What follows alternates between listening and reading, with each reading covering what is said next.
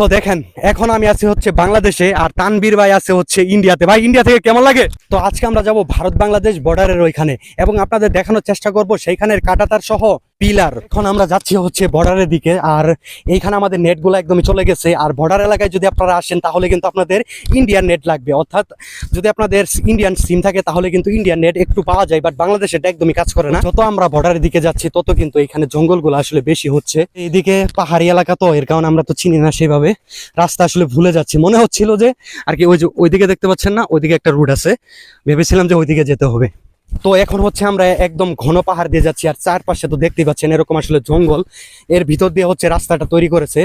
তো ভাই তুমি যে এখানে আসছো তোমার কেমন লাগতেছে? এ তো অসাধারণ লাগতেছে। আসলে সীমান্তবর্তী গ্রামে ওরকম আসা হয় নাই, আজকে আসলাম।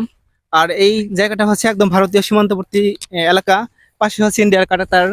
তো ইন্ডিয়ার দিকে যাচ্ছি, দেখবো কাঁটাতার। আসলে আমরা খুবই স্ট্রাগল করে এখানে আসছি আর পাহাড়ের রাস্তাগুলো তো জানিনি কেমন হয়ে থাকে, একদম হাঁপিয়ে গেছি এরকম একটা অবস্থা। তো এই যে দেখেন আমরা অলরেডি ইন্ডিয়াতে চলে আসছি। এখানে যে দেখতে পাচ্ছেন এটা হচ্ছে ইন্ডিয়া আর এই পাশেই হচ্ছে বাংলাদেশ। দেখেন এই যে আমরা এখন পাহাড়ের উপরে উঠতেছি। এত ঘন জঙ্গল যা বলার মতো নয়। আর আমাদের লাইফে প্রথম এই পাহাড়ে আসলাম, সত্যি অসাধারণ লাগতেছে।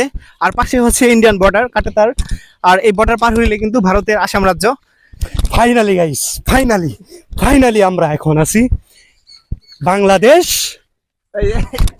ইন্ডিয়া। ইয়েস, এই যে দেখেন এই পাশে হচ্ছে ইন্ডিয়া আর এইখানে আসলে আমরা এখন বাংলাদেশে। ফাইনালি হচ্ছে আমরা এখন আছি ইন্ডিয়া বর্ডারের এখানে, কাঁটাতার ওই পাশে আসলে।